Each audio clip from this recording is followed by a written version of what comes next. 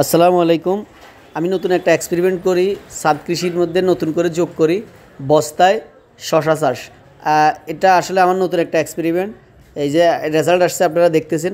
আমাদের দেশে সাধারণত ইদানিং একটা জিনিস বেশি ভাইরাল হয়েছে, সেটা হচ্ছে বস্তায় আদা চাষ। আসলে বস্তায় আদা চাষটা খুব বেশি এখন ভাইরাল।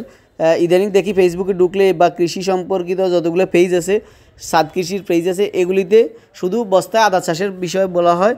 আদা চাষে কীভাবে মাটি তৈরি করবেন, কীভাবে আদা বপন করবেন বস্তায়, হ্যাঁ, ছাদে কয়টা লাগাবেন, কি ইত্যাদি বিষয়ে শুধু এই আপনার ছাদ কৃষির পেজগুলোতে আদা চাষের বিষয়ে আসে। আসলে আদা চাষটাও লাভজনক, তবে ছাদ কৃষিতে যে শুধু বস্তায় আদা চাষ করা যায় তা কিন্তু না। আমি দেখিয়ে দিলাম যে এর বাইরেও শশা চাষ করা যায়।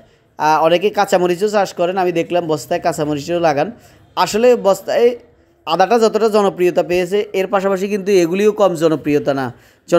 জনপ্রিয়তার শীর্ষে আমি মনে করি যে শশাকেও আপনি রাখতে পারেন, কারণ এই শশাটা 60 দিনে হয়। এই শশা বা এখন যে মারফার সিজন আছে, মারফা, এগুলি কিন্তু 60 দিনে হয়। এগুলি খুব বেশি সময় লাগে না, দ্রুত ফলনশীল, এবং এগুলিতে বাড়তি তেমন কোনো একটা খাটতে হয় না। ছোট্ট একটা খুঁটি দিয়ে দিলে হয়, যে আমি ছোটো 2টা খুঁটি দিয়ে দিয়েছি, আর 2টা বস্তা আমি দাঁড় করাই দিছি আমার একটা পিলারের সাথে। এই যে এখানে আমি দৃশ্যমান আপনাদেরকে দেখাচ্ছি, এখানে শশা আসছে।